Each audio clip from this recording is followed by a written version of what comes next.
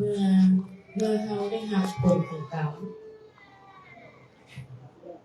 ที่เป็นผลของการกระทำในเมื่อก่อนในอดีตแล้วมันส่งผลในปัจจุบันเอาควร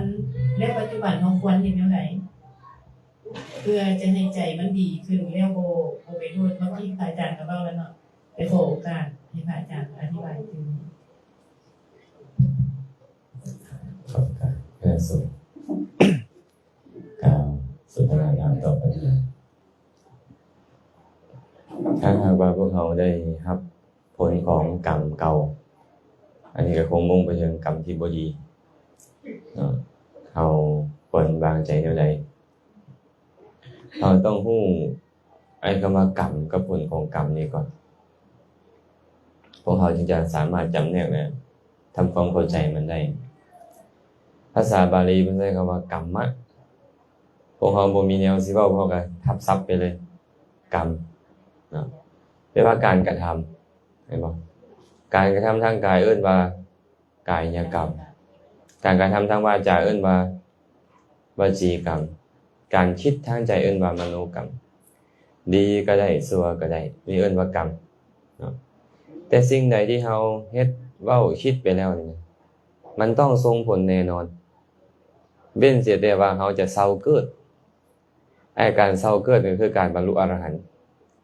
ท่านตราบใดก็ตามยังบ่บรรลุอรหันต์และหยุดเกิด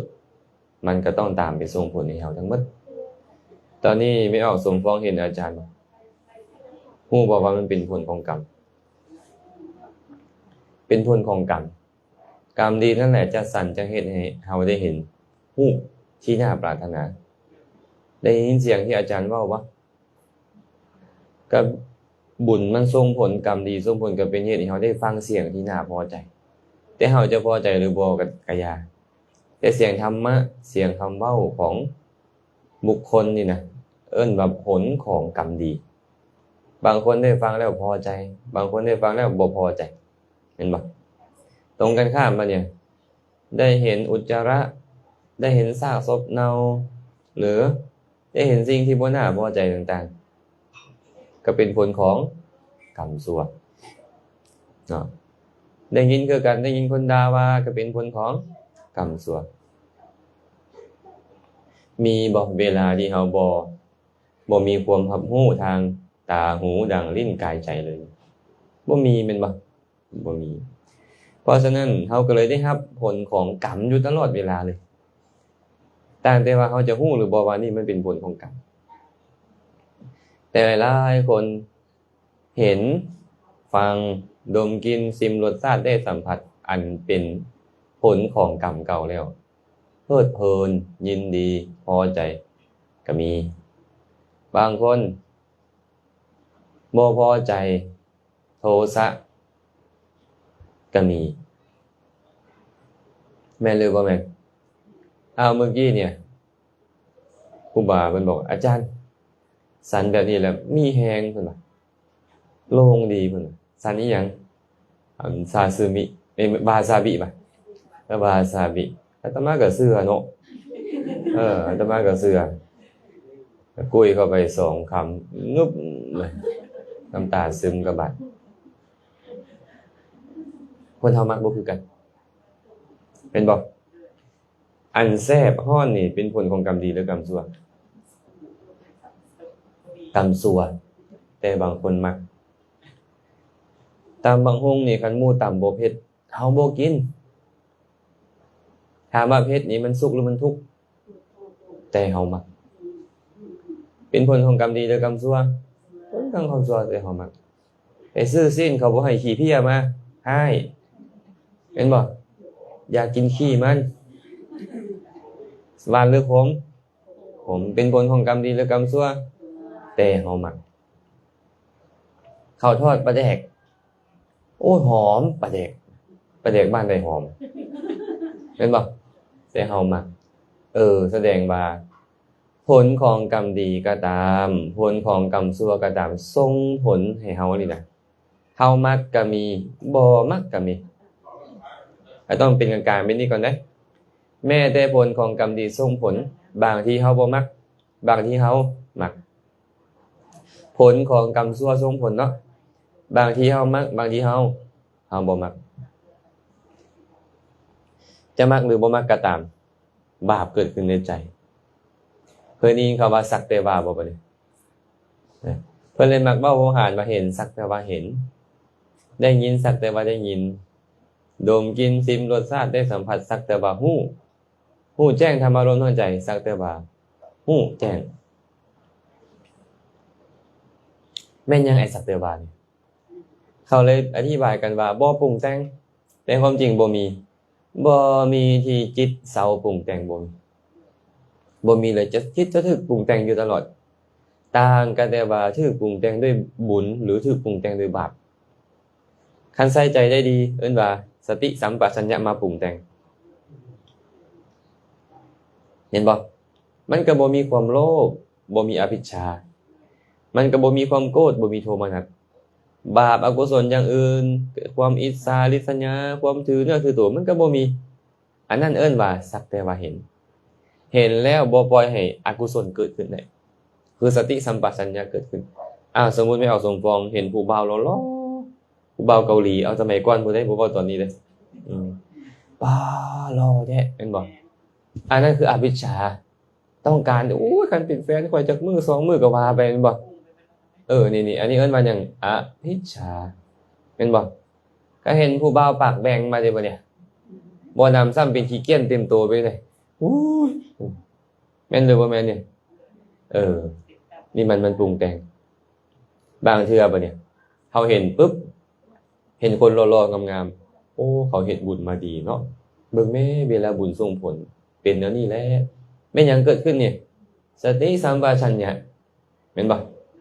ตรงกันข้ามบัดนี้เห็นคนปากแหว่งเห็นคนแขนกุดแขนขาดเห็นคนทุกข์ยากอนาถาโอ้ยสังสารวัฏนี่เนาะการเวียนตายเวียนเกิดมันเป็นทุกข์เนาะเบิ่งแม่นี่ความชั่วส่งผลมันเป็นแบบนี้แม้แต่ข้อยเองก็บ่พ้นเนาะแม่นหยังเกิดขึ้นเนี่ยสติสัมปชัญญะเป็นบ่ย่างไปเห็นซากศพเน่าพวกเฮานี่โอ้ยอยู่แม่นบ่เหม็นแท้น่ารังเกียจแท้บางคนเห็น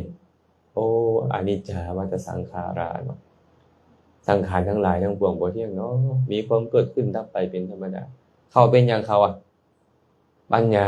สติปัญญาเกิดขึ้นเฮาเด้อกุศลเกิดขึ้นฉะนั้นที่แม่ออกสมฟองบอกว่าเมื่อได้รับผลของกรรมเก่าแล้วเฮาควรใส่ใจไว้เลยก็ใส่ใจให้แยบคายถ้าเว้าง่ายๆนะไอ้คำว่าใส่ใจให้แยบคายนี่มันยากเว้าง่ายแต่เฮ็ดยากธรรมชาติของจิตของพวกเฮาเนี่ยบ่มักกะสังถูกบ่มักกะสัง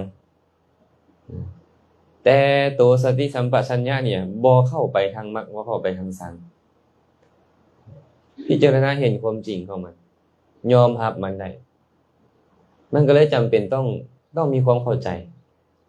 ว่านี่เป็นผลของบุญนี่เป็นผลของบาปบ่มีผู้ใดสามารถหลีกเลี่ยงได้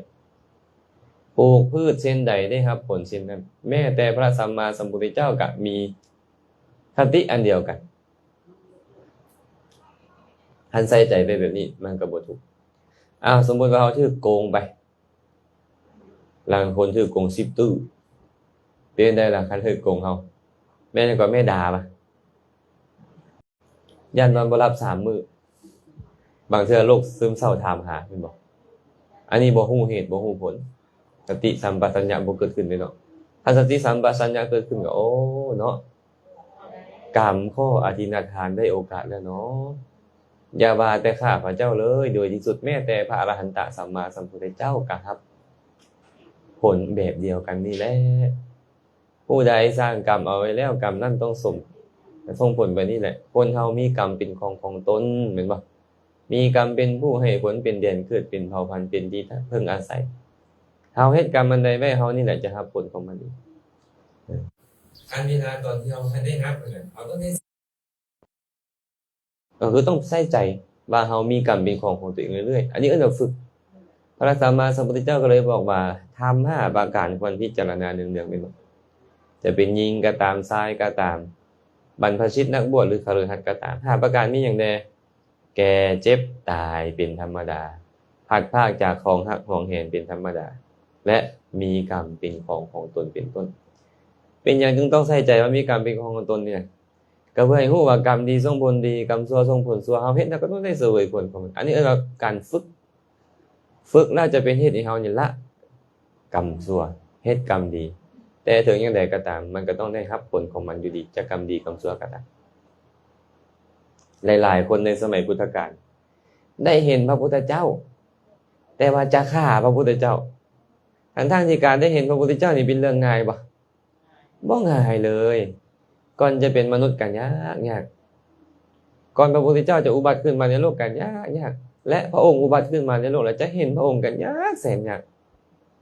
มันได้หมดเลยไอ้คนผู้นี้บุญหลายส่ำใดแต่ไปยังสั่งเพิ่นซะไปตามนิติเตียนเพิ่นซะไปพยาบาทบ้านให้เพิ่นตึมซะเป็นอย่างจึงเป็นแบบนั้นน่ะขนาดกรรมดีส่งผลแล้วนี่อโยนิโสใส่ใจบ่ดีในการใส่ใจดีนี่จึงเป็นสิ่งที่พวกเราควรฝึกเป็นอย่างเขาจังใส่ใจได้บ่ดีนี่อกุศลมันครอบงำเห็นว่าเป็นเฮาเป็นเขาตราบใดก็ตามยังเห็นว่าเป็นเฮาเป็นเขาอยู่นี่จะพ้นไปจากครอบของอกุศลมันเป็นไปได้ยังเขาเว้าอีหยังมามีเรื่องเครียดแล้วบางเทื่อเว้าดีบ่ดีนะบางเทื่อเขาเว้าบอกดีๆแต่เขาเครียดมันผิดไปได้จังได๋เนาะ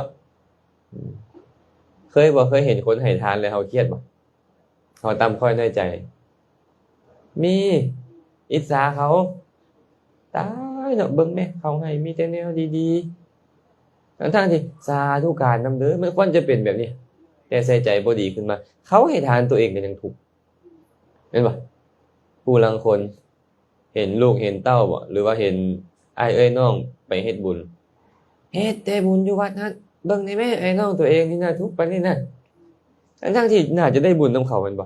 เงินก็บริหารเขาจะเก็บเขาหาเองไปเฮ็ดบุญเองแต่ตัวเองทุกข์นี่ใส่ใจได้บ่ดีเด้ทั้งที่เราเป็นปัจจัยให้เฮาได้เห็นคนอื่นเฮ็ดดีมันบุญส่ำใดแล้วจึงเป็นปัจจัยให้เฮาได้เห็นเขาเฮ็ดดีเฮาควรที่จะอนุโมทนาสาธุการแต่มันยากการฝึกนั่นแหละเอิ้นว่าโยนิโสนี่นะฝึกใส่ใจให้ดีให้เห็นแง่มุมที่ดีของมันขันธ์รู้ความจริงมันได้เลยดีผลของบุญเฮ็ดให้เราได้เห็นสิ่งที่ดีๆคันเราไปยึดก็อีกแล้วถูกอีกแล้วเนาะเฮ็ดก็เฮ็ดทุกหน้าอีกแล้วคันเราใส่ใจว่าสิ่งที่เราเห็นเนี่ยเป็นรูปไอ้ตัวที่เห็นนี่เป็นนามจักขุวิญญาณนี่ไปเห็นแต่จักขุวิญญาณอาศัยอยู่เทิง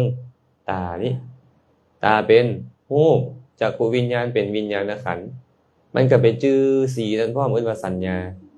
มันมีความรู้สึกเฉยๆเอิ้นว่าเวทนามันมีการไปกระทบเอิ้นว่าผัสสะ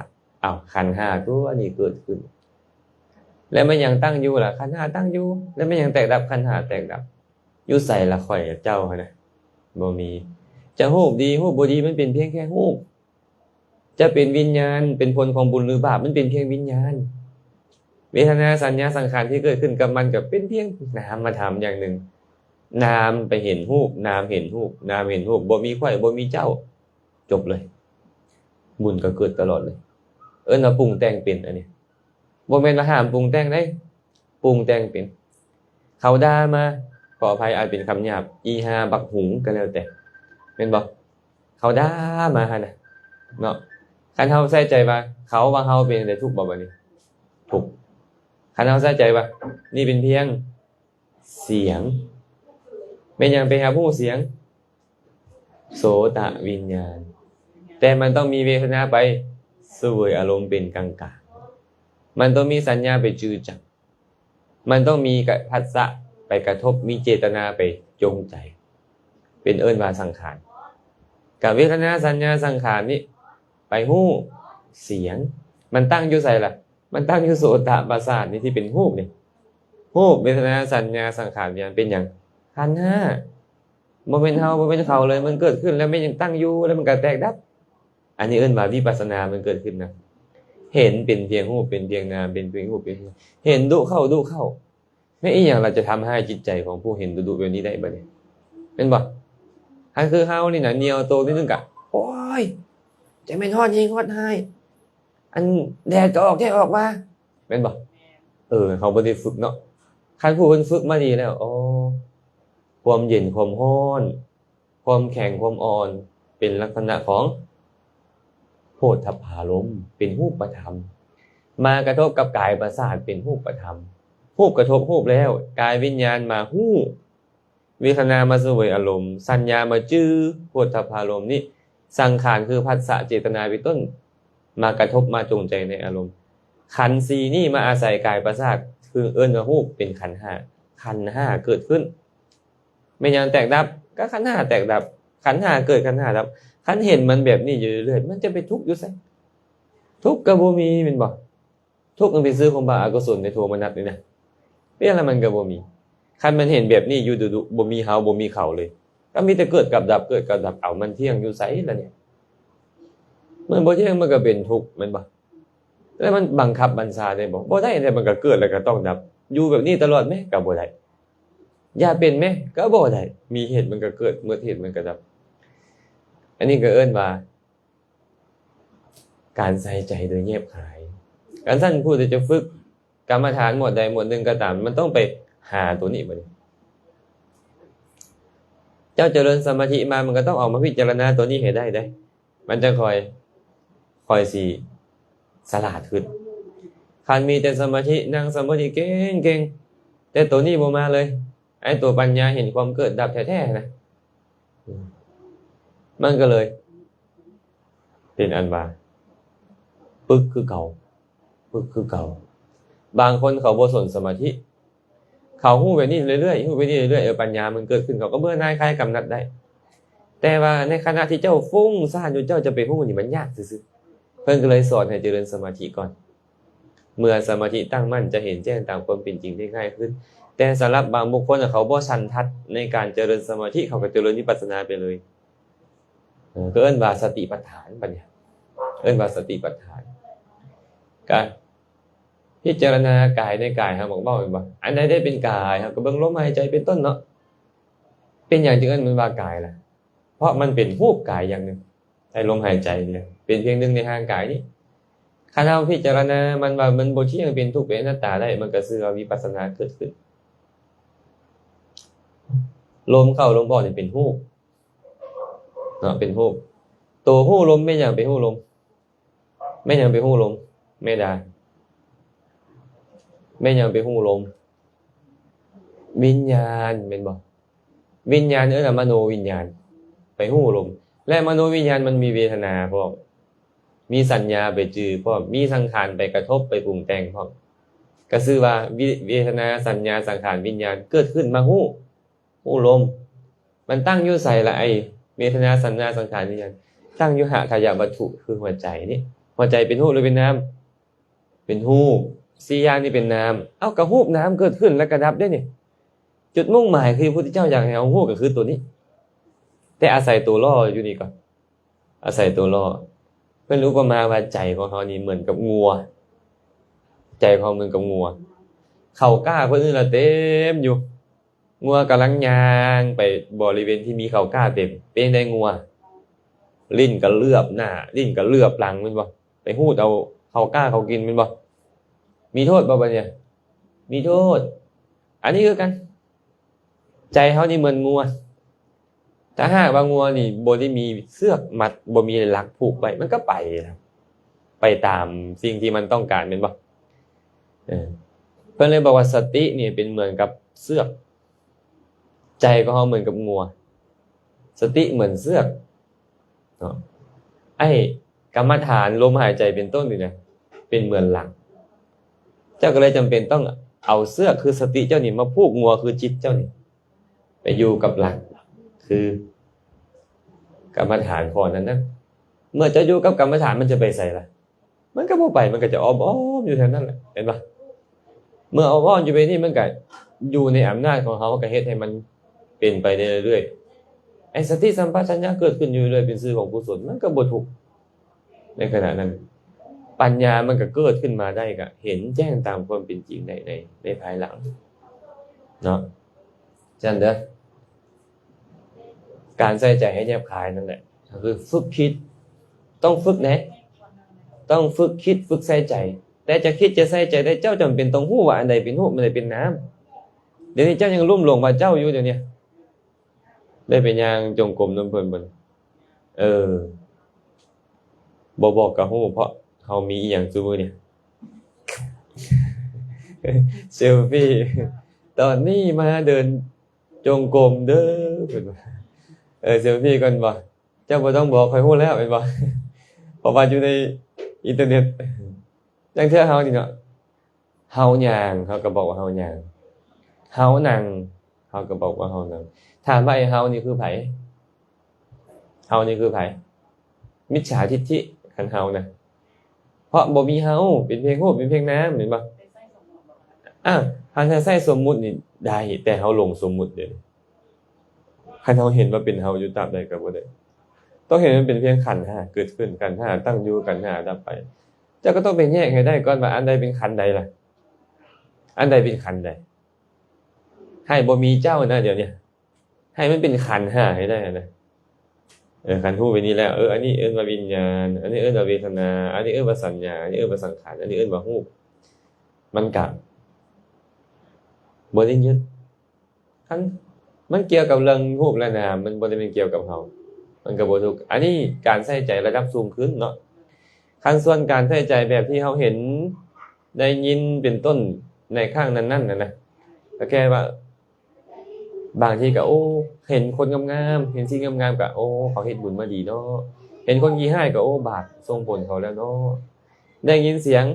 ก็ข้อยเฮ็ดบาปมาเนาะเห็นบ่เขาด่าเข้ามาปึ๊บวิบากความชั่วของข้อยมันส่งผลให้ข้อยแล้วเมื่อมันเห็นแบบนี้อยู่มันบ่เห็นโทษของคนอื่นมันก็บ่ทุกข์เดี๋ยวนี้มันเห็นแต่โทษของคนอื่นอยู่นะเห็นบ่คนอื่นมีโทษหมดเพราะใส่ใจบ่ดีเขาเลยต้องฝึกใส่ใจเนาะอันนี้แหละอาจจะน้อยก็อยากจนธรรมดาอันที่พระอันนั้นน่ะบ่ตู้นะจะเขาได้ฟังธรรมะกับพระอาจารย์มาเนาะก็มีความโมนาร้ายแนวนั่นแหละจะเข้าใจเนาะจิตใจก็สงบอันนี้จะถามสิ่งที่ใกล้ตัวที่เป็นต้นว่าเนาะเขาเกิดข้อเกิดเข็มเนาะรถลมรถต่ำพัดมาสุรน้ำมานะแล้วเอาเทียนมาแทกศอกแทกเราคีเขาแล้วไปให้พระสูตรเนาะสูตรเนี่ยธรรมดาเนาะเอาไปพิมพ์ก็เลยจะได้วันพัดเอามาอาบน้ำเนี่ยไปคนไปส่งกันเอามันบอกข้อเข้ามากันเอาคือว่าจะไหนอันนี้เขาเลยบอกเข้าใจได้สิ่งที่ใกล้ตัวเนาะและอันข้าที่สองอันนี้สาธุขน้อยมารูปบรรสูงเนาะครูบาอาจารย์เรื่องอันนะนิกายกันคือสิ่งคือพระอันนั้นนะเป็นอะไรเนาะคือยกตัวอย่างทางวัดป้านาคามเนาะพระอันนี้มันบวชแล้วมันแทงหัวเขาเรียกคิ้วเนาะวัดอื่นนั่นแหละปัดเทในคิ้วในหัวมันใต้แตกต้านนะว่าคนผีที่มันรูปซาดูแต่คุ้มเอาถามเพื่อนแต่ขโมยเนาะเพราะเป็นว่ารูปมันสูงแต่ผมเข้าใจเลยว่ามันคนละนิกายว่าจังไหนบางเพื่อว่าบวชจุ่มพ่อจุ่มแม่13 นาทีก็ได้แห่คิวพ่อมานะมันแตกต่างเลยกันหมดเรื่องสองคำถามเลยอาจารย์ตัวเองแต่การแจงนึงเนาะสิบ่ได้ให้ลูกชายกันบ่ตอบกันข้อแรกก่อนเนาะเรื่องของการเอาเทียนเวียนหัวคาดคิงเนาะเอาไปสูดรดน้ำสูดแล้วควรเอามาเฮือนบ่อาบบ่สงบ่หรือว่าควรเอาทิ่มไปเลยอันนี้ขอเว้าตามความเป็นจริงซะก่อนว่าไอ้เรื่องราวเหล่านี้นี่บ่เป็นเรื่องราวเกี่ยวกับพุทธศาสนาบ่เป็นเรื่องราวเกี่ยวกับพุทธศาสนาเป็นเรื่องของพราหมณ์ที่เขาเชื่อมงคลตื่นข่าวกันก็เข้าใจว่าการเฮ็ดแบบนี้เนี่ยมันจะไปกำจัดเคราะห์เขียนเวรให้ซึ่งมันเป็นไปได้บ่บางกรณีนะอ้ายกำจัดเคราะห์เขียนเวรให้นี่เป็นบ่ได้ดอกแต่ว่าบางคนมีคาถาสมัยก่อนน่ะครูบาอาจารย์บางองค์มีคาถาและคาถาบางอย่างฟันแทงบ่เข้ามีแท้เลยมีแท้คาถาบางอย่างการพีกันสร้างได้บ่มีแท้ตัวเนี้ยแต่ว่ากรรมชั่วส่งผลแล้วบ่มีอีหยังกันได้เห็นป่ะคันกรรมชั่วส่งผลนะแต่ว่าคาถาไว้ต่างหากได้คาถาก็บ่เกี่ยวกับพุทธศาสนาดอกแต่เป็นคาถา แม้แต่อำนาจของพระปริตรบางเท่าเนี่ยพระปริตรบางอันเนี่ยไล่ผีพร้อมไล่ผีพร้อมได้อย่างเช่นอาตานาติยปริตรนี่นะไล่ผีพร้อมพระปริตรบางอย่างเฮ็ดให้ผีฮักอย่างเช่นการณียเมตตาสูตรเพิ่นเอิ้นว่าการณียเมตตาปริตรแบบนี้ก็มีตัวนี้นะเนาะแต่ว่ามันบ่ได้เข้าไปในหน้ามันนะไอ้พวกนี้นะมันบ่ได้เข้าไปในหน้ามันแล้วก็เวียนหัวคาดทิ้งกันนั้นบ่ได้มีในพุทธศาสนาแต่ด้วยความที่เฮาเนี่ยอยู่บนพื้นฐานของศาสนาผีศาสนาพราหมณ์มาก่อนจะมีพุทธในประเทศลาวนี่เวลาพุทธเข้ามาทีหลังนี่นะจะไปหักล้างไปเบิดนี่นะมันบ่ได้คันไปหักล้างไปหมดกับทุกคนก็บ่พร้อมที่จะเชื่อถือเจ้าเพิ่นก็เลยต้องหาอุบายค่อยๆเข้าค่อยๆเข้าบางคนได้เห็นแล้วดีใจเพิ่นเทศน์ให้ฟังเข้าใจแล้วทิ่มเองเข้าใจแล้วทิ่มเองผู้ที่ยังบ่คันเข้าใจธรรมะปานใดก็เอานี่แหละเอาเป็นที่พึ่งทางใจไปซะก่อนสินะมันก็เลยกลายเป็นครูบาอาจารย์กันเลยมีทั้งสองแบบบางองค์มันก็ต้องเอาคำสอนเข้าไปพอจุดมุ่งหมายคืออยากให้เจ้าได้ประโยชน์โลกนี้ประโยชน์โลกหน้าประโยชน์อย่างยิ่งพุทธบ่ได้แค่อยากให้เจ้าสบายใจแต่ตอนนี้บ่แม่นนะเพิ่นก็เลยมีออกมาลักษณะแบบนี้ได้ถามมาเกี่ยวกับพุทธศาสนาบ่เกี่ยวแล้วมีคำถามต่อไปว่าควรเอามาโฆษณาโนดซานบ่อันนี้ก็แล้วแต่เจ้าของบางทีเราเอาไปแล้วดีใจก็เอาไปโลด เพราะส่วนใหญ่มันจะมีพระมาถูกจิตมันจะบอกพอเข้ากันหรือประมาทนะแล้ววนออกไปเลยบ่เกี่ยวตัวนี้บ่เกี่ยวคือเฮาเว้านั่นแหละว่าไอ้เคาะนี่เฮายังใช้ความหมายของคำว่าเคาะยังบ่ตรงบางบ่นั่นน่ะคำว่าเคาะนี่หมายถึงสิ่งที่บ่ดีแม่นบ่อย่างที่ฝนมาเฮ็ดตกใส่กันเฮาเนี่ยเฮาเอิ้นมันว่าเคาะมันเป็นสิ่งที่บ่ดีแม่นบ่สิ่งที่บ่น่าพอใจแต่ถามว่าสิ่งที่บ่น่าพอใจมันเกิดขึ้นย้อนหยังย้อนกรรมที่เฮาเฮ็ดไว้นั่นเวลากรรมส่วนมันส่งผลพดอีหยังก็บ่อยู่เป็นหยังพระพุทธเจ้าถือเขากิ้งหินทับพระพุทธเจ้านะพระเทวทัตไปกิ้งหินทับแต่ว่ากรรมดีนะเฮ็ดให้ก้อนหินก้อนนึงงอกขึ้นมาตันไว้ขี้หินก็ก็มาตามในก้อนหินก็แตกแต่ว่าก็ยังกระเด็นไปถึงพระบาทพระพุทธเจ้าจนห่อเลือดอยู่อันนี้เอิ้นว่าเคาะภาษาเฮาเองกันนี่นะแต่ความเป็นจริงก็คือกรรมสัวส่งผล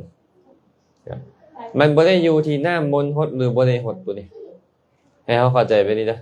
ไปอยู่บ่ล่ะไปสูดดูอยู่บ่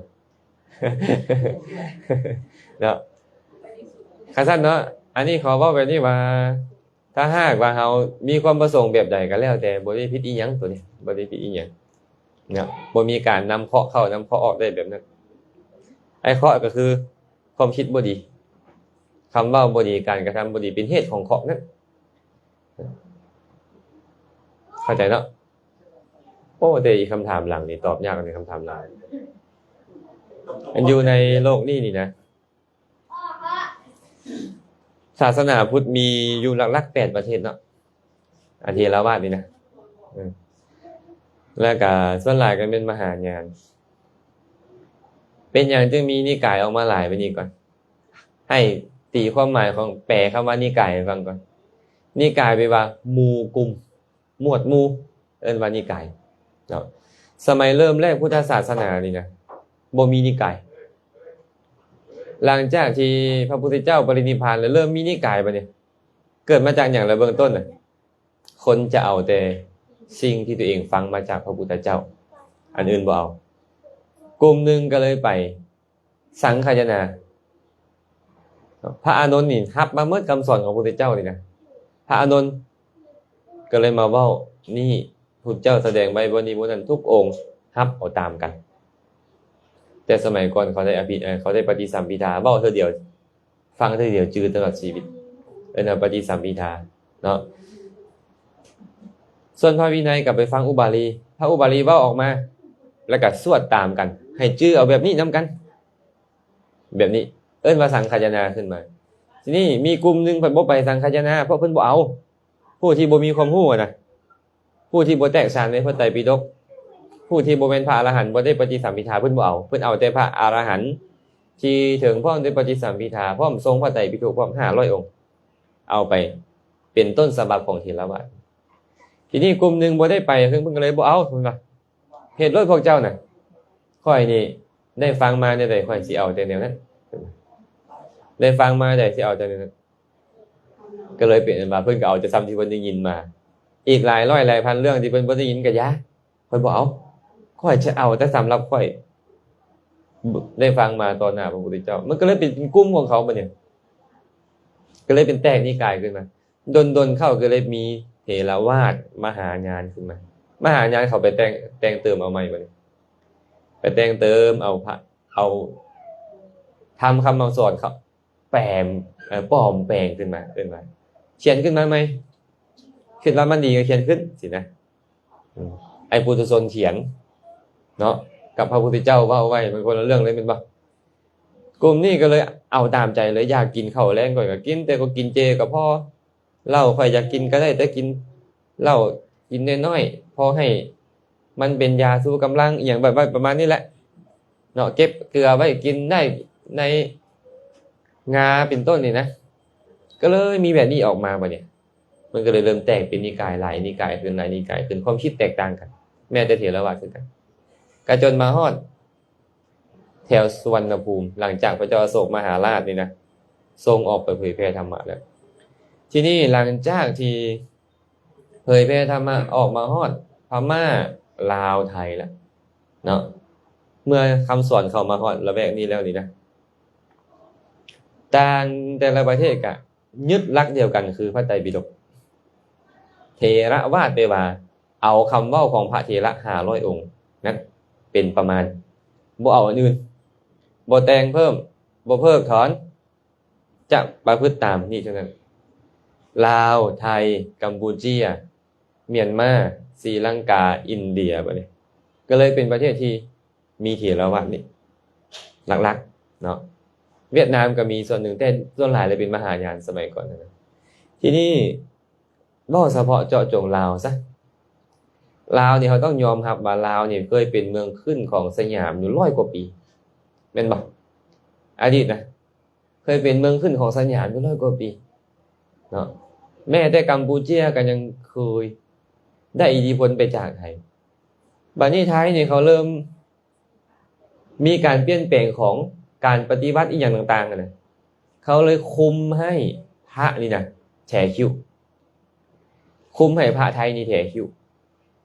บางตำราก็บอกว่ามีเรื่องพระพม่าเนี่ยเข้ามาเป็นไส้ซึกบ่เป็นพระโดยตรงดอกทหารพม่าปลอมตัวเป็นพระมาเป็นไส้ซึกคล้ายๆกับลาวสมัยก่อนเป็นบ่ทหารไทยกับปลอมตัวเป็นพระเข้ามาเป็นไส้ซึกอยู่ลาวมาเป็นทหารรับจ้างเป็นบ่สมัยก่อนน่ะมันก็มีรูปการแบบนี้นะเพิ่นก็เลยมีการรับสั่งให้เสียคิวหมดเฉพาะพระไทยเฉพาะพระไทยเท่านั้นเด้บ่เป็นพระอื่นเด้หลังจากนั้นมาก็มันก็ผ่านการเวลาล่วงเลยพระไทยก็เข้ามาอยู่ลาวสมัยก่อนเขาเป็นเมืองขึ้นเขาจำบ่ลาวก็อยู่ไทยอยู่2ฝั่งของเนาะแม้แต่กัมพูชาก็ยังได้อิทธิพลไปจากนี้บัดนี้ก็มีแต่3ประเทศนี่แหละที่มีเหตุการณ์แท้คิวสรุปก็คือเขาเอาประเพณีมาใช้มาใส่เนาะแต่ถามมาแท้ผิดยังบ่มีคำเว้าโดยตรงว่าผิดแต่บ่แท้ผิดบ่ผิดจังหน่อยบ่แท้นี่เพราะพระพุทธเจ้าก็บ่แท้พระอรหันต์ทั้งหลายก็บ่แท้ก็มีแต่ไทยนี่แหละแท้มีแต่ไทยสังเกตเพิ่นมีแต่ภาคเหนือเราคือว่าภาคที่ว่าพวกประเทศเขาได้อิทธิพลทางพม่าดิเพราะพม่านี่เพิ่นบ่แท้อินเดียเพิ่นบ่แท้ศรีลังกาบ่แท้ประเทศเวียดนามประเทศอื่นบ่แท้จากประเทศมีแต่ประเทศไทยแต่เฮาได้ลาวเฮาได้อิทธิพลมาจากไทยเนาะก็เลยมายึดว่าของลาวบัดนี้เมื่อยึดไปเสียแล้วก็ลืมมันบ่แม่นของลาวแต่เฮายึดซื่อๆเนาะแต่ว่าแท้ผิดบ่ผิดโดยตรงมีแต่คำเว้าหนึ่งที่เพิ่นเว้าไว้เนาะว่าบุคคลผู้ที่บ่มีคิ้วบ่ควรให้บรรพชาอุปสมบทบางองค์เพิ่นก็เลยไปคิดแบบนี้ว่าบ่มีคิ้วโดยการแท้ออกก็ตามบ่มีคิ้วแต่กำเนิดก็ตามชื่อว่าบ่มีคิ้วสินะเพิ่นก็เลยคิดนั้นซื่อๆเนาะมันจะก็ต้องได้ใส่ใจก็ขอให้เข้าใจเป็นนี่ว่าอันที่ถูกต้องที่สุดก็คือบ่มีการแท้เป็นหยังเพิ่นจึงให้แท้ผมพระเนี่ยจึงให้แท้นวดมันยาวผมกับนวดเนี่ย เอาคิวพอออกนี่มีมาจากปีละ60 กว่าปีละแต่กระซ้ำเก่าแม่นบ่นี่เป็นอย่างยิ่งแท้ผมล่ะผมบ่แท้มันยาวมันเป็นสิ่งที่ต้องดูแลหลายต้องมียาสระผมต้องมีเคยได้ยินบ่เขาขายยาสระคิ้วอ่ะบ่มีเนาะแม่นบ่น้ำมันทาคิ้วก็บ่มีแต่น้ำมันทาผมน้ำมันทาหนวด ผมก็ไปแก้แล้วไปซักอีก ส่วนอะไรเป็นผู้หญิง เนาะการสั้นให้เข้าใจเป็นนี่เด้อว่าบ่เกี่ยวกับนิกายอันนี้นะบ่เกี่ยวกับนิกายอันแท้คิ้วบ่แท้คิ้วนี่เทราวาสทั้งหมดบ่มีการแท้มหายานก็บ่มีการแท้คิ้วต่างแต่ว่าไทยเขาเฮ็ดเมื่อไทยเฮ็ดไอ้ลาวที่เคยเป็นเมืองขึ้นของไทยอีหยังต่างกันเลย เอาเขามาเป็นแบบอย่างละเข้าใจว่าของตนเวลามันผ่านไปโดนเห็นผู้เฮ็ดต่างๆนิดนึงเริ่มเพ่งโทษมาเนี่ยเนาะเริ่มเพ่งโทษแต่ก็คอยให้เข้าใจนํกันเด้อแท้กะยาบ่แท้กะยาบ่ได้เกี่ยวอยู่บนหั้นบางเทื่อมันซอยอันนั้นอยู่ได้มันซอยอันกั้นอันเหือไหลนะมันเห็นเหือบ่เข้าตาอยู่ได้เหือบ่เข้าตามันคือคารวะตัวว่าซั่นบางคนน่ะโอ้ยคันเขาสิปลอมเป็นพระซ้ำแท้คิ้วก็บ่เสียดายดอกเนาะแม่นบ่ย่านพระปลอมมาว่าซั่นบ่แม่นบ่เนาะอันนี้เว้าให้ฟังแบบนี้บ่ได้เกี่ยวกับเรื่องนิกายอีหยังบ่มีการแบ่งแยกนิกายบ่มีก็เถรวาทนั่นแหละเถรวาทคือไทยนี่เขามีหลายนิกายแท้แต่นิกายใดเขาก็แท้คิ้วหมดอย่างเช่นนิกายมหานิกายคือนิกายใหญ่กลุ่มนึงแตกออกมาคือมาทำมนุษย์พวกเพิ่นนี่ประพฤติธรรมเพิ่นว่านะเพิ่นก็เลยใส่ของเพิ่นมาทำมนุษย์อีกกลุ่มนึงก็แตกออกไปเป็นสันติอโศกว่าเนี่ยสันติอโศกนี่ก็คือตัวเองว่าสมณะแต่เบิ่นว่าพระใส่สีดำคิ้วก็บ่ค่อยแท้คือกันอันนี้ก็แล้วก็กินเจสันติอโศกแล้วก็มาช่วงหลังๆนี่ก็มีอีกนึงก็ที่คนไปหลายๆนะหยังธรรมะอันนี้ก็เหมือนจะเป็นลัทธินึงต่างหากแต่ก็ยังนอนอยู่ในมหานิกายครับนั่นแหละก็เริ่มจากกลุ่มก้อนนั่นแหละว่านิกายแต่ลาวเฮาบ่มีนั่นนะบ่มีเป็นเถรวาทเดียวกันหมดอยู่ลาวเฮาบ่มีการแบ่งแยกต่างแต่ว่าโอ้ข่อยชอบใจแบบนี้ข่อยก็ประพฤติแบบนี้แหละมันบ่ได้ผิดธรรมะคำสอนอีหยังบ่ได้ผิดวินัยอีหยังสินะแต่ว่ามันผิดใจไม่ออกผิดใจไม่ดานี่นะเดี๋ยวนี้นะเนาะบ่ฮู้ว่าได้คำตอบบ่เด้อน่าจะเป็นคำตอบเนาะ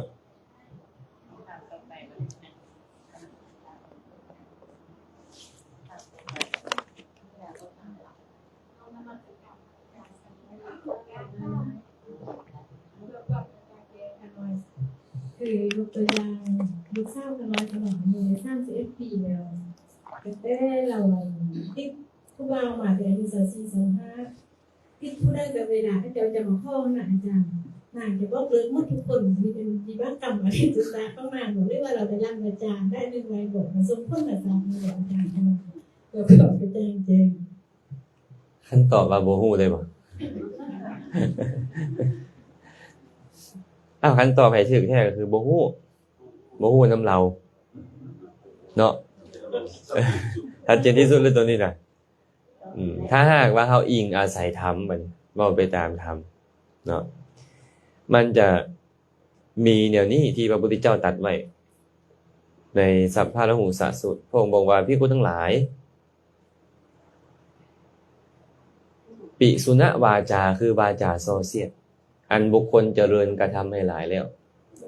ยอมเฮ็ดบุคคลนั้นให้เข้าถึงอบายทุกขติวินิบาตนรกโทษอย่างเบาที่สุดยอมเฮ็ดบุคคลนั้นผู้เป็นมนุษย์แล้วให้แตกจากมิตรจากคนหักแพง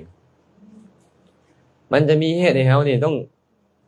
พิดเถียงกันเล็กน้อยหรือหลายก็ตามแต่ละอันสุดท้ายก็จะเป็นผู้การอันนี้คันเฮาอิงอาศัยธรรมนะคันอิงอาศัยธรรมมันจะเป็นลักษณะแบบนี้แม่แต่แม่กับลูกก็แตกกันเด้เวลาปิสุณวาจามันส่งผลนี่หักแพงปานใดก็แตกกันสามีภรรยาโอ้ยคนหักแท้หักว่าสุดท้ายแตกกันย้อนผลของปิสุณวาจาเก่าตัวเองในโอกาสส่งผลเนาะ หรือกับบ่แน่กับอาจจะเป็นกรรมบางอย่างที่เราเฮ็ดไว้ที่ตั้งสัจจะมาว่าจะบ่ขอมีครูแบบนี้นะจะบ่ขอแต่งงานกับไผๆได้เว้าแบบนี้เนาะสมมุติเนาะก็จะเป็นไปได้ก็บ่แม่นว่าจะเป็นไปบ่ได้ก็เป็นไปได้คือกันสัจจะอธิษฐานเพิ่นน่ะนะแล้วเพิ่นเฮ็ดบุญแล้วก็ตั้งสัจจะอธิษฐานว่าบ่อยากผูกมัดกับผู้ใดให้มันเป็นทุกข์แม่นอยู่ตอนยังลิ้นยังลมกันก็ฮักแพงกันแท้แต่ฮอดเวลามาก็บ่เอาอันนี้ก็มีเป็นไปได้ปิสุณวาจาก็เป็นไปได้เด้อมีอันอื่นอีกป่ะ โดยการนมัสการพระอาจารย์ทั้งหลายขอโอกาสที่เขาไม่ขอโอกาสถามว่าเวลาที่ข้าน้อยนั่งสมาธิไปหน่อยข้าน้อยพิจารณาพุทธคุณแล้วมาพิจารณาทางกายพิจารณาขันธ์ห้าแล้วมันจะบัดแล้วมันจะเฉยๆอยู่แบบบ่มีหยังนั่นเฉยๆเขาต้องเฮ็ดจังได๋ต่อไปสาธุ อันนี้ต้องไปถามครูบาลินเด้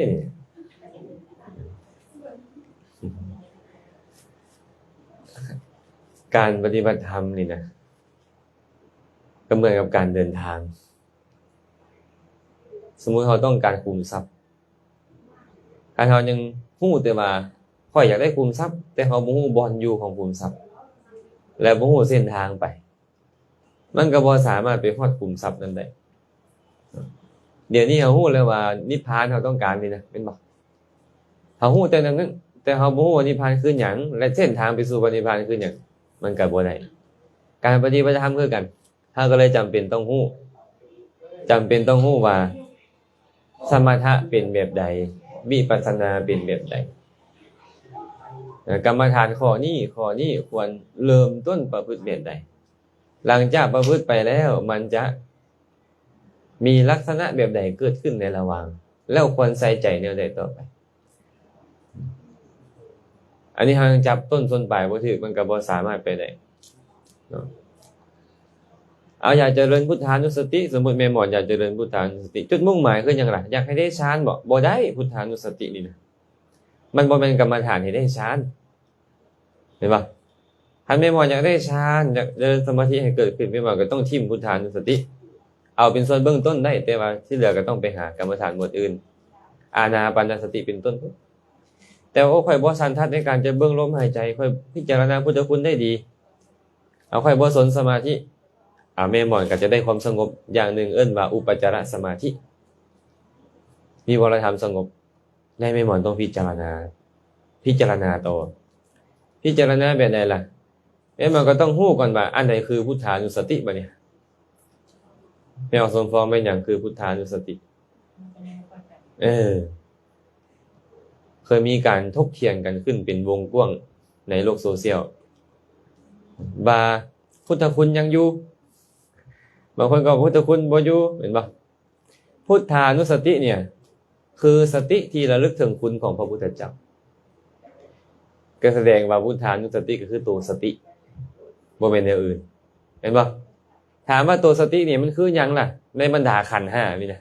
มันเป็นรูปบ่แม่นมันเป็นเวทนาบ่ก็บ่แม่นมันเป็นสัญญาบ่แม่นมันเป็นวิญญาณบ่ก็บ่แม่นเหลือหยังอะไรบ่เนี่ยสังขารสติมาปรุงแต่งให้จิตนี่นะระลึกรู้กับมันจึงเป็นตัวสังขารเห็นป่ะ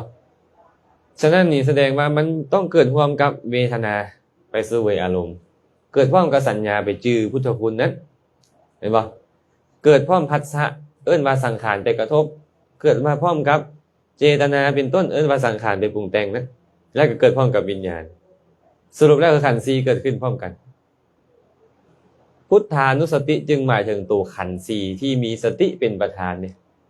แล้วมันตั้งอยู่ไสแล้ววะเนี่ยทยวัตถุตั้งอยู่ใจนี่เป็นรูปแม่แต่ตัวพุทธานุสตินี่ที่เขาเอิ้นว่ากรรมฐานพุทธานุสติมันก็เป็นเพียงรูปและนามมันเกิดขึ้นตั้งอยู่ดับไปเกิดขึ้นตั้งอยู่ดับไปกับพิจารณาเห็นมันเรื่อยๆนี่แหละว่า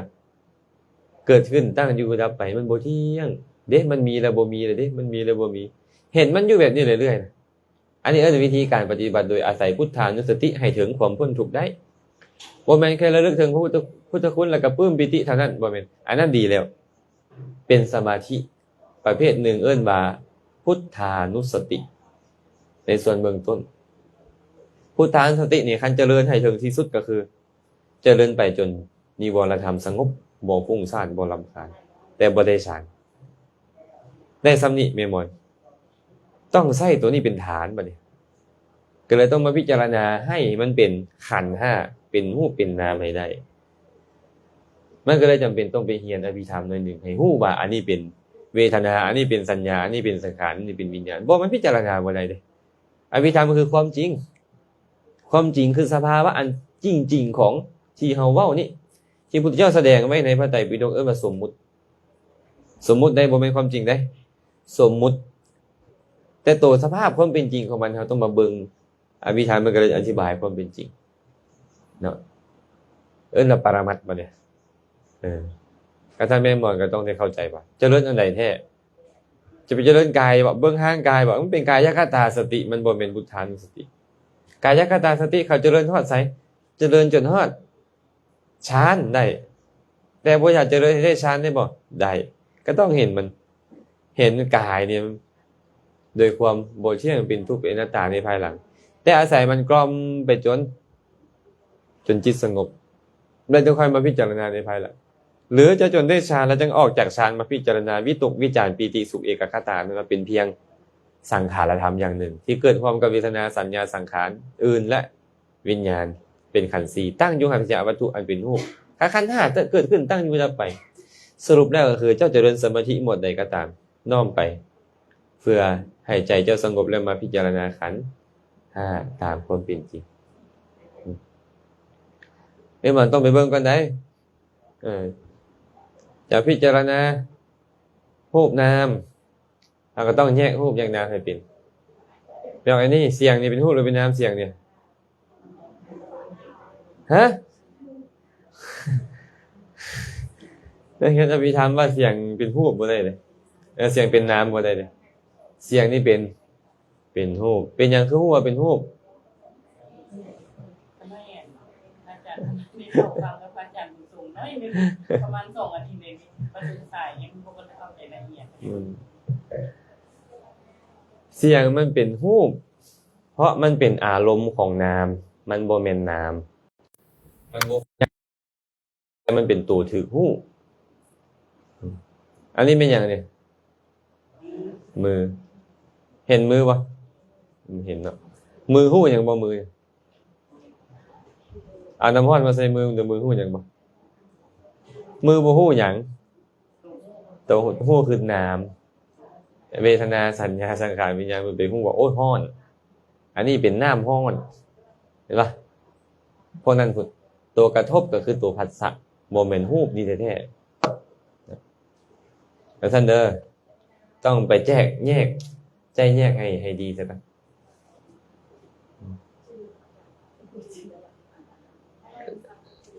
อ้าวก็ยังบอกให้คาถาไปเลยเมื่อกี้นี่ไม่ยังเกาะมมจันมันจมแต่อย่าจมผัวจมอันนี้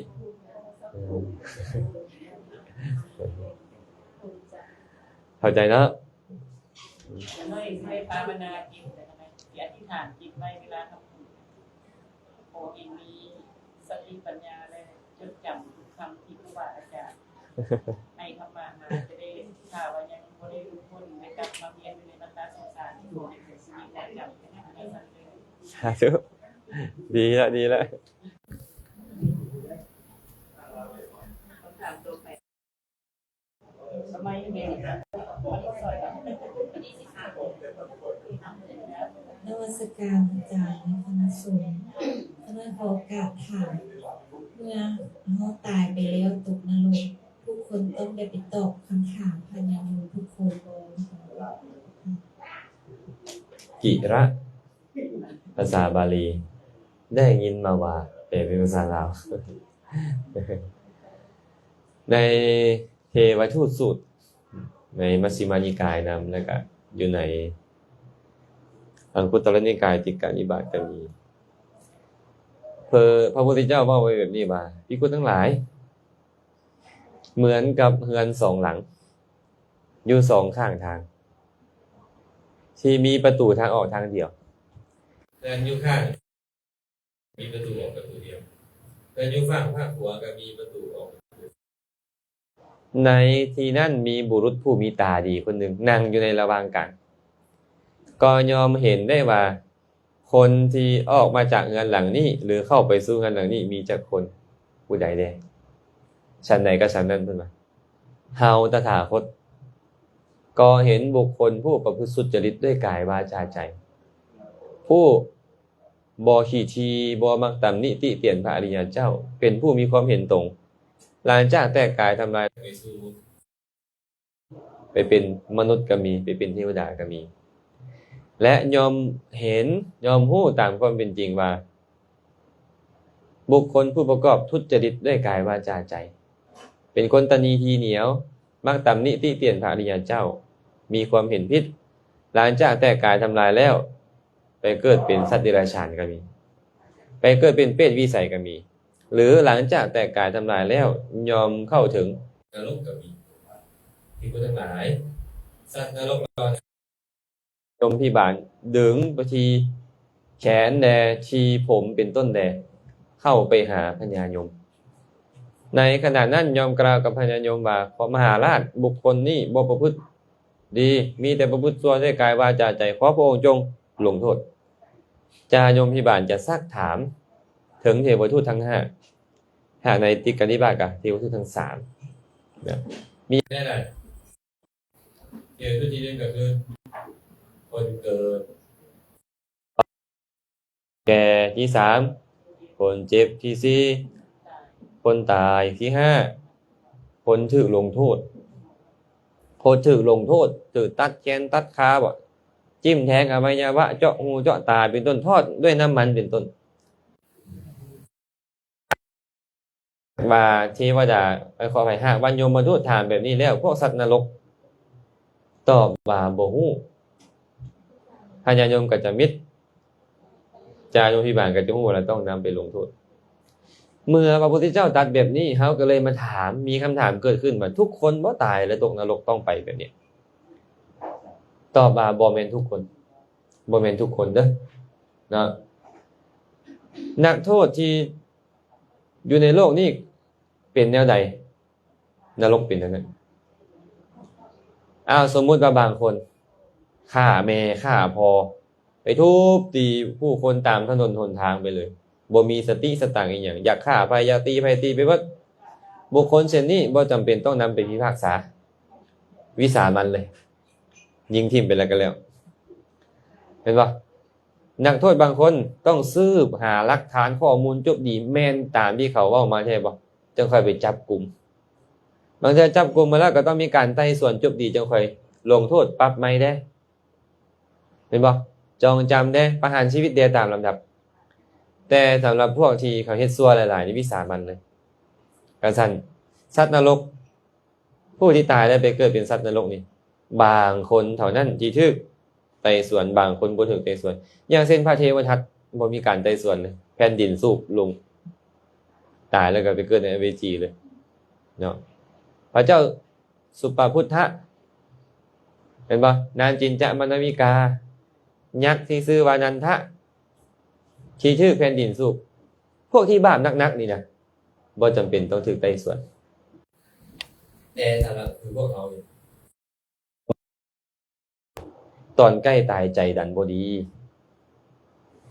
แมวสมฟองเฮ็ดดีมาโดนตึบเลยเนาะหักดิบเนาะมาหาก็มาหักดิบนี่มาเฮาก็เฮ็ดมาทางความดีสัวแดเห็นบ่แต่ว่าตอนใกล้ตายเฮาดันคิดบ่ดีเครียดให้ผัวให้เมียบ่เครียดให้ลูกให้เต้าบ่หรือว่ารำคาญในโรคภัยไข้เจ็บที่มันเกิดขึ้นบ่น้อยเนื้อตั้มใจว่าบ่มีผู้ใดมาเบิ่งมาแยงบ่สมมุติเนาะตายในขณะนั้นก็ตกนรกประเภทนี้แหละต้องถูกจาโยมพิบาลไปไต่สวนจาโยมพิบาลไปไต่สวนนี่นะบ่ได้มีความประสงค์อยากจะฮู้เรื่องของเราดอกเพิ่นฮู้อยู่แล้วต่างกันแต่ว่าอยากให้เจ้าโตน่ะระลึกได้ว่าเคยเฮ็ดความดีอันใดเอาไว้แล้วความดีจะได้โอกาสส่งผลและจะพ้นจากนรกนี้ไปสู่กำเนิดใหม่ได้อยากให้สัตว์นรกระลึกได้ถึงบุญของตัวเอง ก็เลยไต่สวนเนาะอาจารย์เนาะไม่เอาไอ้นี่เนาะสัตว์นรกบางตนทึกนำตัวไปไต่สวนสัตว์นรกบางตนบ่ทึกนำไปสัตว์นรกที่บ่ทึกนำไปก็คือผู้มีกรรมหนักสัตว์นรกผู้ทึกนำไปไต่สวนก็คือผู้มีกรรมเบาบางได้แล้ว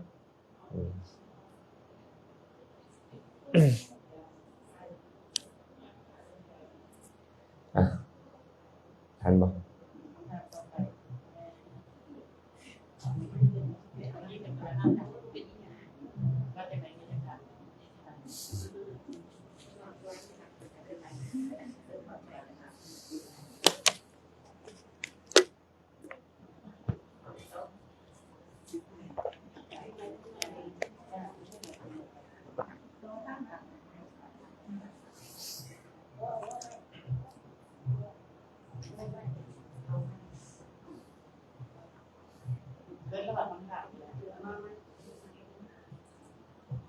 ทันหมดเลยสิเมื่อยเด้เนี่ย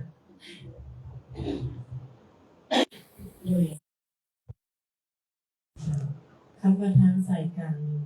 เป็นดำเนินอะไรทางสายกลางเลย ทางสายกลางดำเนินเป็นแนวใดคันมันเป็นสองแยกเนี่ยอันไหนสิเป็นกลางบัดนี้เนาะ ทางสายกลางเว้าเรื่องราวหนึงสู่ฟังสมัยอาจารย์บวชใหม่ๆประมาณปี2008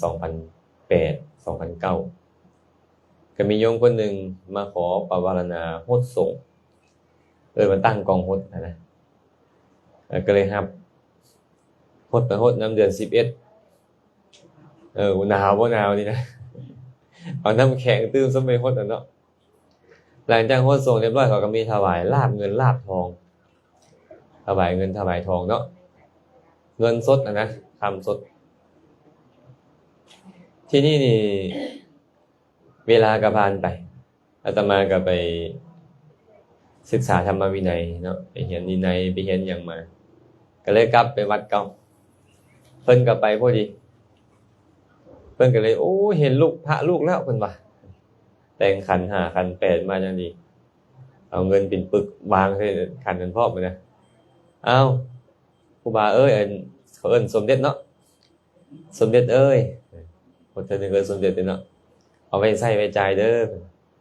โอ้ก็เลยบอกเรามาอนุโมทนาบุญนำเด้อแต่ว่าอาตมาบ่ได้ใช้เงินแล้วอนุโมทนาบุญนำบ่ได้รับเงินเด้อก็เลยว่าสิแล้วเพิ่นละโอ้ยอย่าไปเข่งไปคาดหลายพระพุทธเจ้าเพิ่นก็ยังแสดงมัชฌิมาปฏิปทาทางสายกลางเอาไว้หั่นเด้เพิ่นเข้าใจว่าเข่งคัดตามธรรมตามวินัยนะเข่งเกินไปแต่ขอให้เข้าใจไว้นี่ว่าคำว่ามัชฌิมาปฏิปทานี่นะเป็นชื่อของคำสอนที่พระองค์แสดงไว้ทั้งหมดคำสอนที่แสดงไว้ทั้งหมดว่ามัชฌิมาปฏิปทาเนาะไอ้ที่บ่แม่นมัชฌิมาปฏิปทาคือความมกมุ่นในกามเสพกามคุณอยู่โอ้เสียงกินรสสัมผัสเหมือนกับคฤหัสถ์เนี่ยคันเป็นพระได้เป็นพระแล้วเฮ็ดเหมือนกับคฤหัสถ์นี่ว่าบ่ได้เดินทางสายกลางหรือว่าไปทรมานตนเอง3-4 มื้อ5มื้อกินข้าวเทื่อนึงบ่หรือว่าไปย่างตัวเองอยู่เทิงไฟบ่ประพฤติเหมือนหมาว่ากุกุระวัดประพฤติเหมือนโคว่าโควัดเป็นต้นไอ้แบบนี้ว่าประพฤติตนให้ลำบากอันนี้บ่แม่นกินข้าวคาบเดียว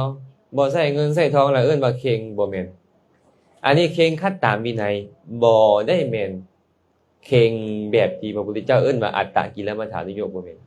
การที่เจ้าประพฤติตามธรรมตามวินัยเนี่ยเลยว่ามัชฌิมาปฏิปทาคันย่อเข้ามาคือศีลสมาธิปัญญาเนาะศีลจะต้องดีสมาธิต้องเจริญปัญญามันต้องเกิดขึ้นเนืองๆว่าเดินสายกลางอันนี้เฮาจะไปใช้สายกลางแบบอื่นได้เดี๋ยวนี้เฮาเอาสายกลางไปมั่วเลยเดี๋ยวนี้นี่นะก็เลยเข้าใจว่าคันผู้ใดเคร่งครัดตามธรรมตามวินัยหลายแล้วมันบ่เดินสายกลางตัดบาไปเลยบัดเจ้ากล่าวตูฮอดพระพุทธเจ้าบ่ได้พระพุทธเจ้าแสดงธรรมสายกลางเอาไว้ให้เดินตรงเด้เพิ่นเลยบอกว่านอกธรรมนอกวินัยนี่บ่มีทางสายกลางนี่นะอริยมรรคมีองค์8นี่นะมีแต่ธรรมวินัยนี่เท่านั้นและธรรมวินัยนี่เพิ่นประกาศไว้แล้วนี่ว่าทางสายกลางเนาะเขาต้องเข้าใจแบบนี้เนาะ แต่ว่าทางสายกลางนี่นะบ่แม่นอยู่ซื่อๆแล้วไปเลย มันต้องค่อยๆทางไปกับสายกลางนี่ก็ได้ ก็คือเขาว่าพยายามมาเจริญกุศลเจริญศีลสิกขาไปหน่อยนึงเทอละน้อยเทอละน้อยสมาธิสิกขาไปเทอละน้อยปัญญาสิกขาไปเทอละน้อยก็เหมือนกับเฮาทางสายกลางเด้นี่ว่ายังไงก็คือการยึดถือตามหลักธรรมคำสอนของพระพุทธเจ้าดำเนินไปเอิ้นว่าทางสายกลางและยอดของทางสายกลางแท้ๆคืออริยมรรคอันประกอบด้วยองค์8ศีลสมาธิปัญญาเนาะ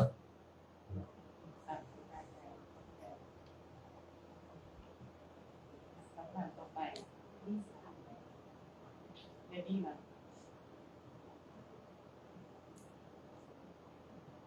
ขน้อยได้ยินเนี่ยเด็กโตแต่คนนั้นได้เข้ามาได้ยินได้ฟัง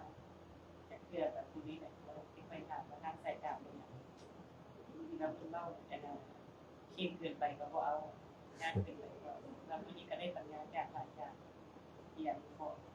ทำในการแจ้งให้เขาได้เข้าใจเข้าใจ นี่เพื่อนนี่วะ ยังไม่ดี มันนี่มินนี่ มีลูกทางอย่างไรอย่าง ท่านที่ถามเนี่ย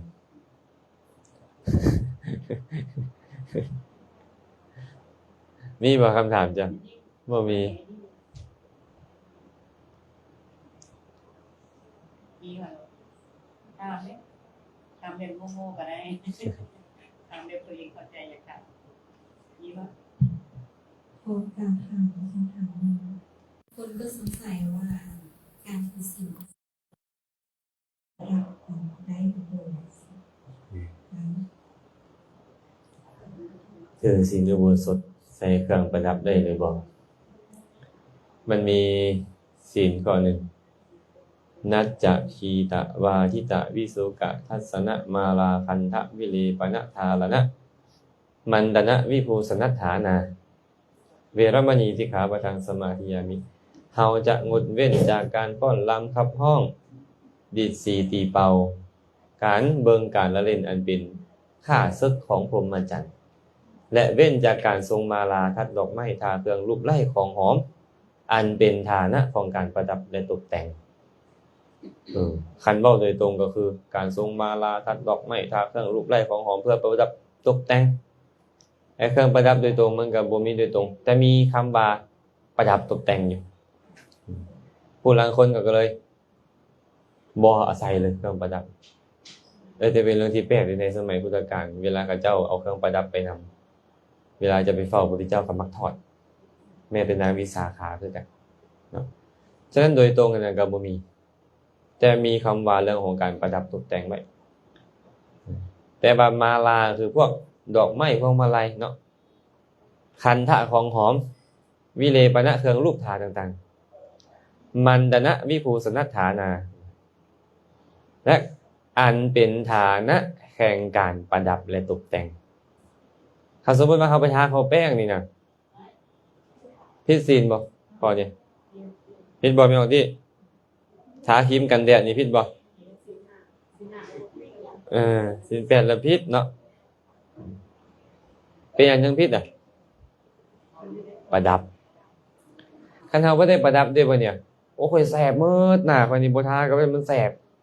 เจ้าใส่ใจว่ารักษาโรคมันบ่ผิดคันมันรักษาโรคน่ะขี้แห้ก็เหม็นบ่เหม็นเนี่ยยกขึ้นบาดใดหมู่อยู่ใกล้บ่ได้ข่อยก็บ่ได้อยากประดับอีหยังคือข่อยอยาก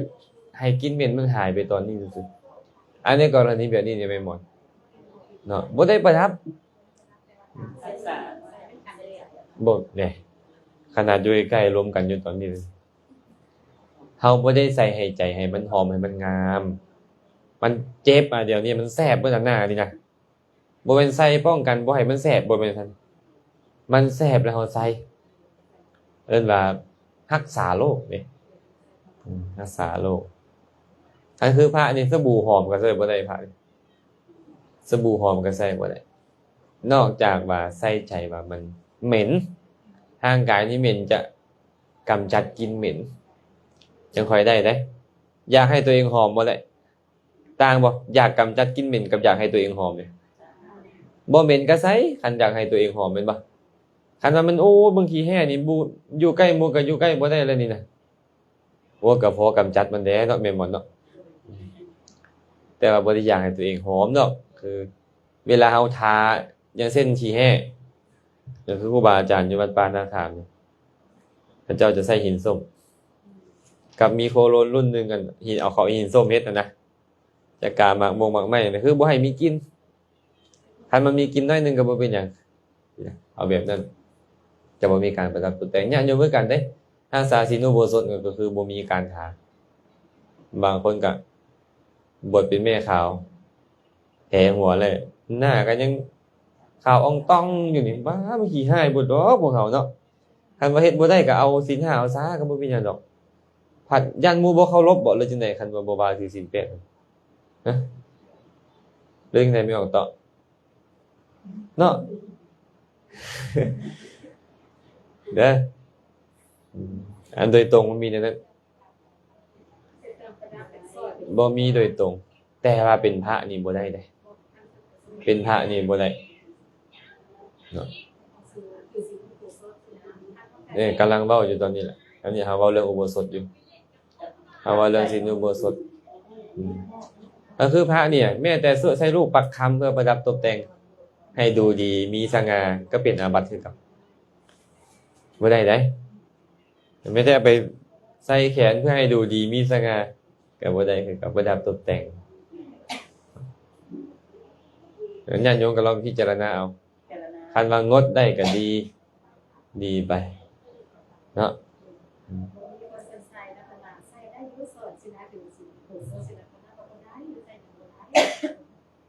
บ่มีโดยตรงว่าบ่ได้แต่ว่ามันมีคำว่าประดับอยู่หั่นคันว่าอยากให้คลังๆได้ก็บ่ใส่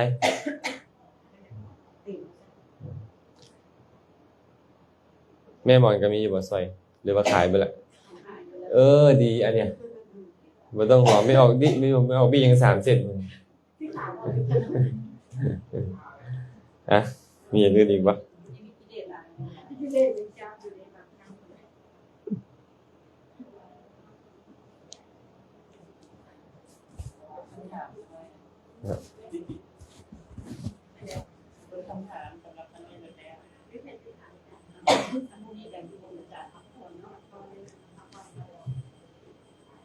บ่มีเลยเนาะไม่ออกต่อบ่มีเลยเนาะ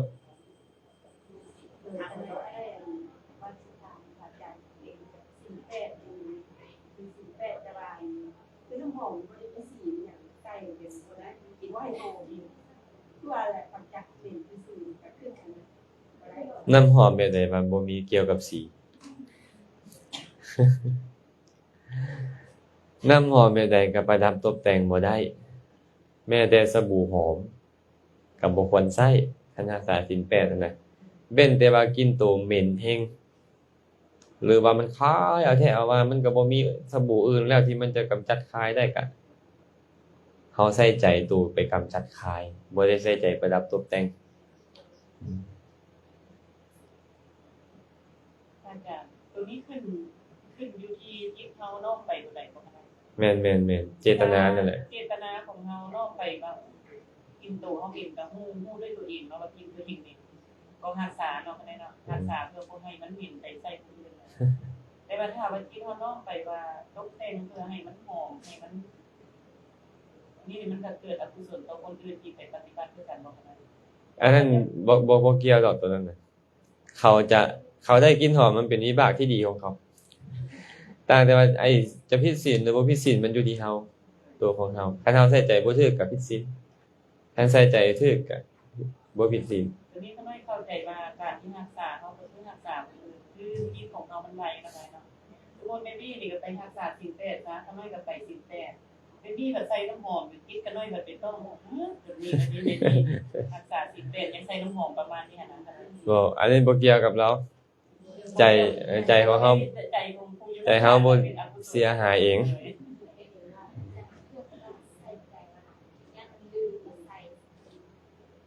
อ้าวก็แล้วแต่ก็จังว่าคัน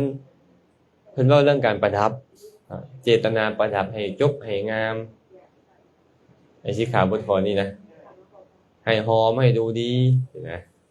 เอามาเสียบใส่อย่างอันดอกจำปามาใส่ผมคำบ่อยากให้ดูดีย่านดอกจำปาตกสิวะก็ใส่กระตาไว้ซะแล้วบ่เนาะอันนั้นมันใส่ใจเป็นนี่บ่ได้แต่ในกรณีสร้อยนี่ก็อาจจะคิดได้ว่าลืมนาวิสาขาเคยลืมเด้ลืมเครื่องประดับเราจนได้สละขายบ่มีผู้ซื้อได้เอาเงินตัวเองมาซื้อเครื่องประดับตัวเอง7โกฏแล้ว9โกฏขออภัย9โกฏซื้อเครื่องประดับตัวเองและไปสร้างวิหารพุพพารามเลยน่าจะหมดแล้วเนาะก็ควรจะพอสมควรอนุโมทนาบุญนำญาติโยมเมื่อสมบูรณ์สุขคนก็ขอให้บุญนี้จงเป็นปัจจัยอำนวยอวยใส่ให้ทุกคนทุกท่านจงได้ประสบพบเจอแต่ความสุขปราศจากทุกข์ทั้งปวงปรารถนาสิ่งหนึ่งประการใดอันเป็นไปในทางที่ชอบประกอบด้วยธรรมแล้วก็ขอให้ความปรารถนาของทุกคนทุกท่านจงสำเร็จโดยทั่วกันเถิด